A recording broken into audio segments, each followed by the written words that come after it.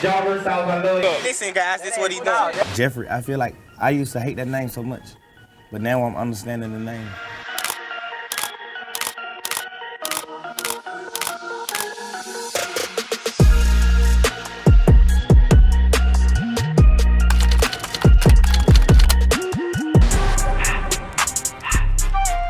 In order to truly understand the brand known to the world as Young Thug, we got to work backwards and really look at not only the evolution of Jeffrey, the star qualities of Young Thug, the rise of YSL, but we got to work backwards to where it all started. I want to be who I really am. I'm really Jeffrey. I'm Young Thug, aka Jeffrey. I'm from Jonesboro South. Born there, stayed there, still there. I'm 19. I like rapping. I like money too. What was one of the first times you heard of Young Thug? I would say, personally for me, I started paying attention in 2011. That's when he was featured on a mixtape by Rich Kids, a $100 autograph. And for many of us in Atlanta, that was our introduction to Young Thug.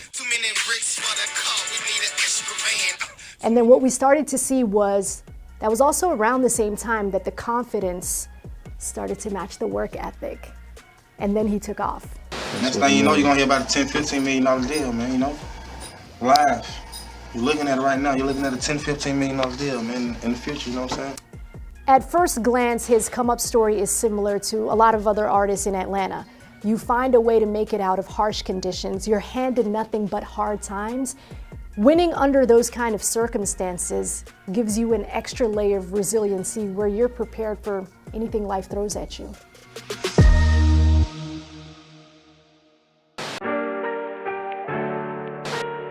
What is it like to chase your dream in Atlanta?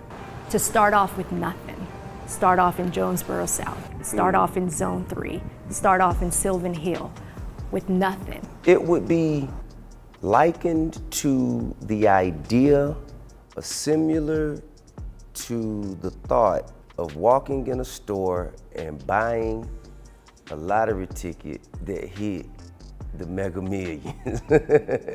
You know what I'm saying? Okay, well, in that case, he didn't come from, a family that knew how to get him in front of people. Man, these kids were running the streets lost. Another night of crime in an Atlanta public housing development. My name is Tyrone Dennis. I'm a retired Atlanta police detective. There are 6 zones. Zone 1, 2, 3, 4, 5, 6. Zone 1 is your west side. Zone 2 is Buckhead, north end of the city. Zone 3 is towards the south. Zone 4 is southwest. Zone 5 is downtown, midtown, things like that. Zone 6 is East Atlanta. When you say you're from these different housing projects, it's almost like a stamp badge of I got it out the mud. So Jonesboro South, Cleveland Avenue, especially during 80s, 90s. It's a black community. Predominantly black community. Jonesboro South, to this day, when you say that name, it still resonates with Atlanta because it means something and it represents something. Before it was demolished in 2009, it raised generations of Atlanta from the moment it was constructed in 1970 up until 2009. So there's a sense of nostalgia to it that even though it's gone, it still represents and reflects an era that was so important to this city and to the culture. But at the same time, there's crime, it's high crime. There's a lot of drug dealing, just a lot of, poverty over there. I see people get shot. Anybody can get hurt out here.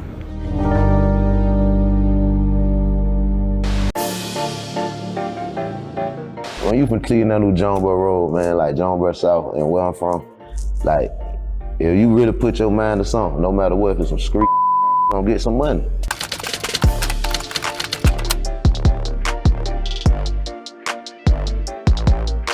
I've been rocking with Thug before the music. Oh, I already knew that was gonna be big.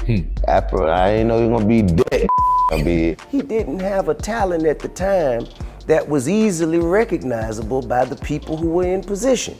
So he kinda had to work a Rubik's Cube to find himself in a position to not only where he could present his art to people, to where the people he was presenting to could actually understand the art he was presenting. And he really built an entire... He was ahead of its time. Completely ahead of it. It's still ahead of its time today. I mean, I ain't gonna say it came overnight. I ain't gonna say I wanted to do it. I've been knew how to rap. A long time ago, I've been knew how to rap. Nobody didn't believe in me. His voice was so distinctive. It was like, wow, this is like something that we've never heard before. So it was like a very interesting style of rap that we had never really heard before.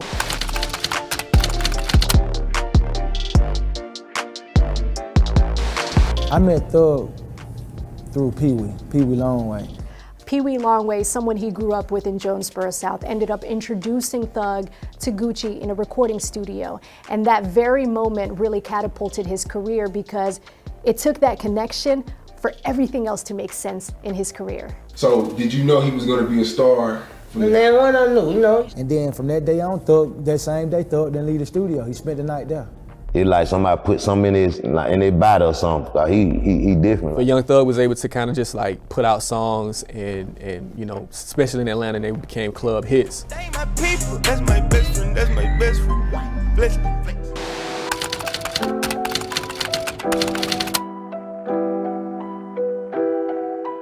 We're creative people, we're hardworking people, and more importantly, we're people that have dealt with so many things that went against us that we're built for this too.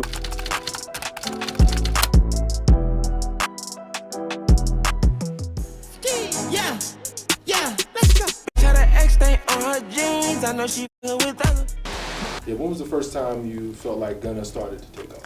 I mean, here in Atlanta, we've been paying attention to Gunna before he blew up. I was hosting a 2018 showcase for BMI. It was kind of like the Who Got Next in Atlanta.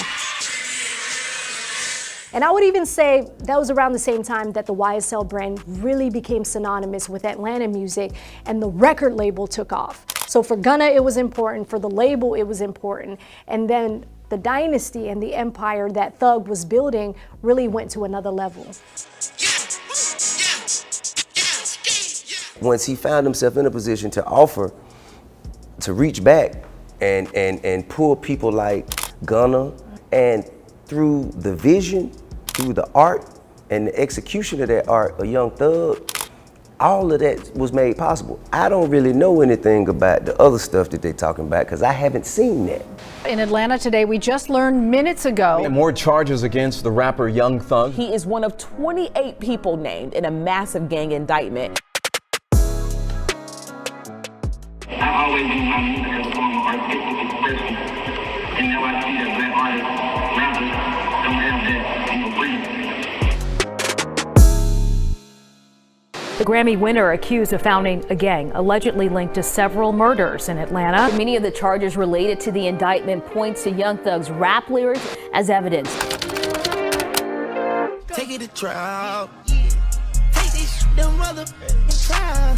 Good morning, Mr. Jeffrey Williams. Be aware that on this calendar you are here because you have been indicted under 22 SC 182273 for conspiracy to violate the racketeer influence and criminal street gang activity. I'm concerned with a human being who's wrongly charged. I knew right away that he's been targeted for 10 years by the prosecution. This is a wrong prosecution, and I will defend him. You're saying your client is completely innocent. Mr. Williams is wrongly charged on every single count. The rapper who goes by Young Thug, he's accused of racketeering, making terroristic threats, theft, renting a car used in a murder, and participating in a criminal street gang as one of its organizers. It does not matter what your notoriety is, what your fame is.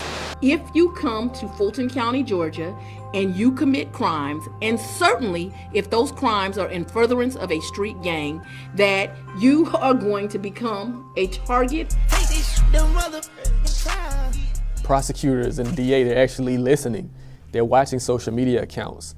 They're pretty much tracking these artists nationwide. YSL is a record label that started in 2016, and the prosecution is saying that the record label is connected to street gang activity. It also goes on to say that YSL is a criminal street gang that started in 2012 off of Cleveland Avenue in Atlanta. And it claims the founder of all of this, the mastermind, was Jeffrey Williams. Right now, what we're seeing play out is two different descriptions of who Jeffrey Williams is. One is being portrayed by prosecutors, and the other one is being described by those closest to him. Yes. My YSL means Young Successful Life because that's something that he has created. He is a young successful man himself, but also he is helping more young men and young women. He is the one they're all afraid of. He's the one that's King Slime. He is the most dangerous of the 28, Judge.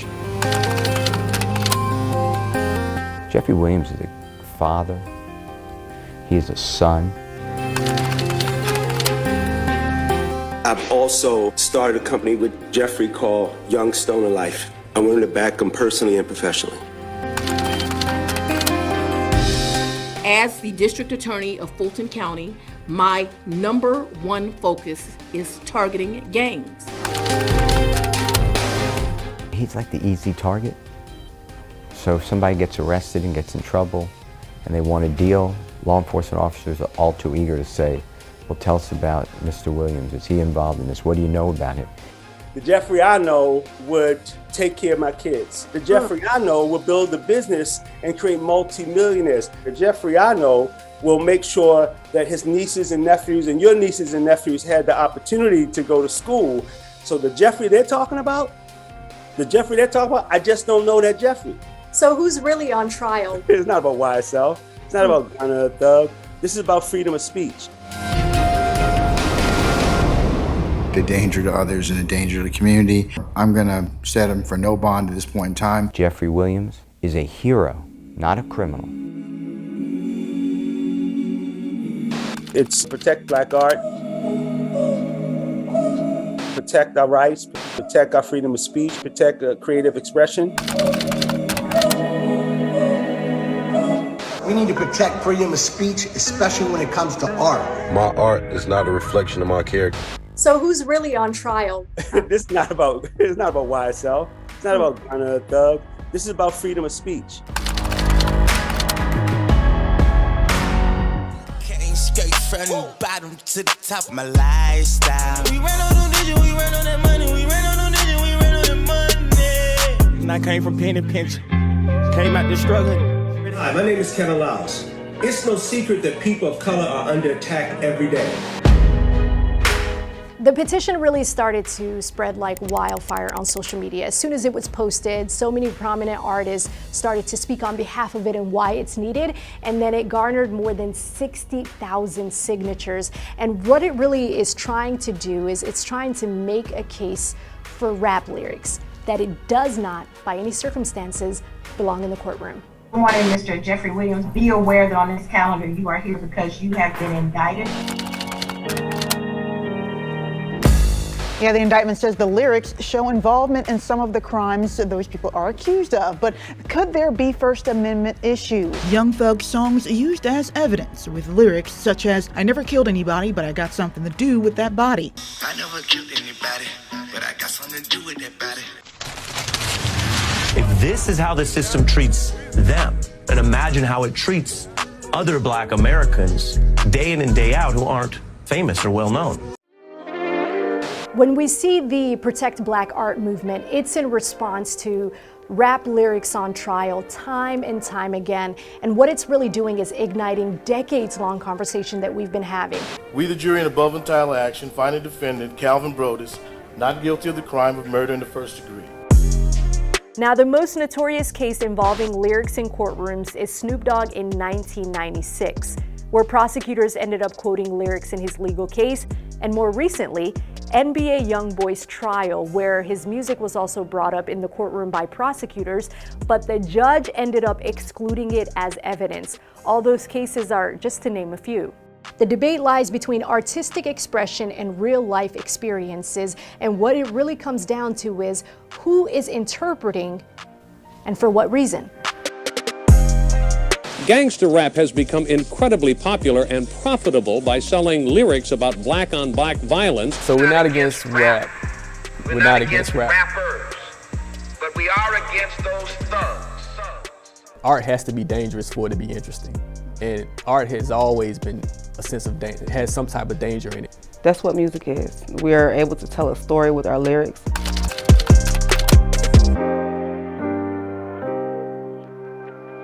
Whether it's their story or not, they're telling a story. So if you lose that art of storytelling, you're gonna lose the art of music. They say you're poor cause you're black, right to your face. Sometimes rappers, they exaggerate. Sometimes they say things that may not necessarily be true. I always use my music as a form of artistic expression. A lot of, if not most of, the artists come from the projects. They come from broken homes. So if that's the environment that you come from, that's what you're gonna talk about. I have some legal advice. Don't confess to crimes on rap lyrics if you do not want them used. It should never be used in courtroom unless the prosecution can show that that lyric is a admission or confession. Black art, it seems like that's the only form of art that's ridiculed in that way, where prosecutors are using. A lot of times people can't separate reality from fiction. However, it's very easily done when we're talking about films, very easily done when we're talking about video games. The people who created Grand Theft Auto, they're not being brought up on charges. It's the rap music that creates this fear. It's not happening in other genre of music. Johnny Cash said, I Shot a man in Reno. to watch him die. You know, I shot the sheriff. I didn't shoot no deputy. It ain't the first time, but it's rap music. And because it's rap music and it was born and bred out of some place that a lot of people don't understand, we're constantly attacked.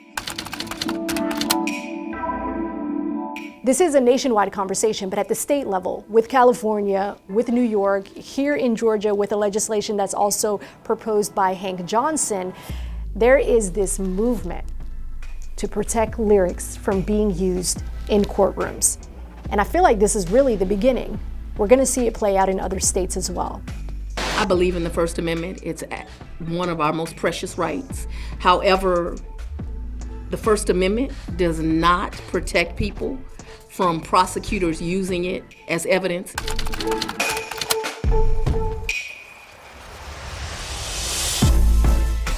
People are pulling lyrics from people's Instagram and their demo tapes and TikTok, and they're using this as evidence.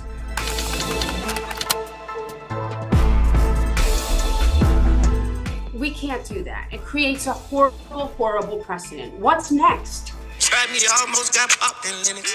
Ask the cops, ask the detectives, they know all the business.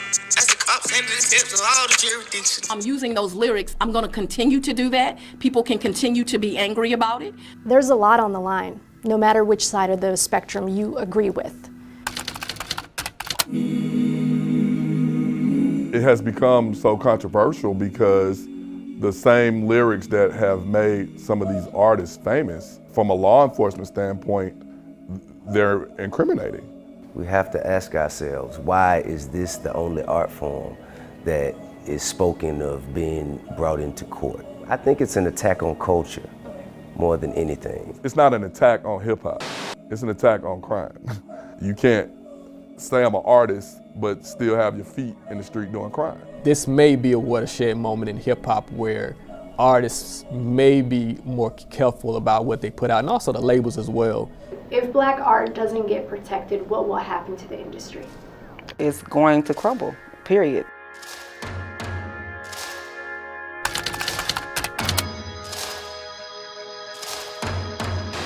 Mr. Williams, good morning, sir. Can you hear me? Yes, sir.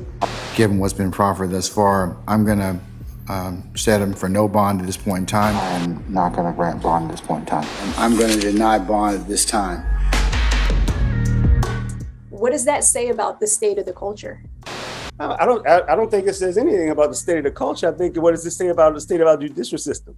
And our country constantly reminds us every day how you are black. You have a permanent tattoo, therefore you will be treated differently in this country. Now is the time to plot, plan, strategize, organize, and mobilize. But keep your feet underneath you. Keep them moving. What do we want? Justice! When do we want it? Now! When it's black men in America, is it often guilty until found innocent? Absolutely. Tell me about that. Absolutely. I think that, you know, the black men have always been, you know, the criminals or the villains that society could hang their hat on. Anytime there's a crime being committed, if someone says a black person did it, they stop looking for any other option. If we don't get it, shut it down. If we don't get it, shut it down. Unfortunately, black men in our communities, in the poor sections of our communities, have been socially, politically, and economically and academically alienated.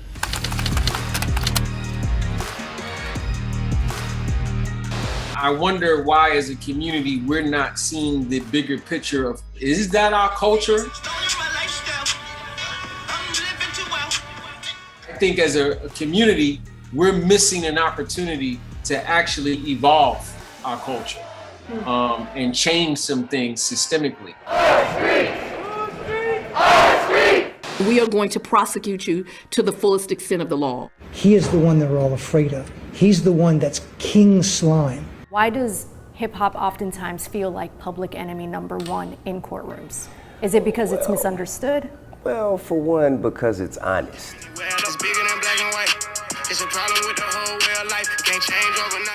Growth is a hell of a thing when you're allowed to grow.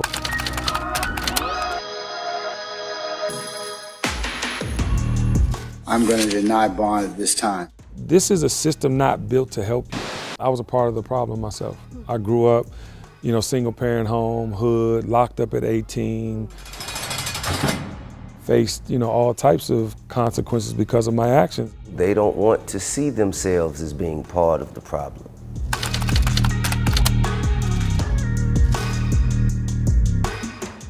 They don't want to see themselves as ignoring a community that needs help when they have an opportunity and an ability to help them. It holds the mirror up. But nobody's tackling the thing that causes all of this stuff, which is lack of education, poverty, value systems. Nobody wants to touch that stuff. But why isn't this story being told? Why isn't this story being told? Why is that story being told so much? What I have seen is a young man bring himself, his family, and the people around him up from nothing. And he's been selfless in doing so. That's what I saw. This has been a conversation that's been happening for a long time. And what people like Kevin Liles are trying to do is connect the dots of societal issues and how this is a multi-layered problem that needs to be addressed systemically. Violence erupted after the acquittal of 4 white policemen in the beating trial of black motorist Rodney King. We thought we saw the worst of it with Rodney King, but now we know we didn't. But now they're locking us up because of the very lyrics that 90% of the world loves today. We still have a systemic racist problem here in America. And I think that Protect Black Art is a movement to help get through this side of it, but that we have more things to deal with. So you look at hip hop, you listen to it, you're influenced by it, but do you really understand what you're listening to? Do you know what it's a reflection of? Do you know what that person survived? They're not trying to protect you, but you should be trying to protect yourself. The game is, to be honest, get in this, get all the money, all the relationships, you know what I mean? And then go do something that can fortify generational wealth. Listen, guys, this is what he doing. I've been out around. Nobody didn't believe him. You could say this is a deep dive into the life of Jeffrey Williams. You could also easily say this is a backwards domino effect into how we got here today and how we're hoping to spark the type of conversations that we're not seeing in the headlines. But Willis's case has proved controversial not for taking on violence, but for something she's doing in court, criminalizing art, poetry, and lyrics as evidence. It's not justice for all. It's justice that's to make it make sense for those of us who are not us. These are serious times. They're serious allegations, and it is my opinion that violence in our community deserves maximum penalties. I just want to say thank you to all my friends and my family for coming out and supporting us. And your support during this time means a lot to us.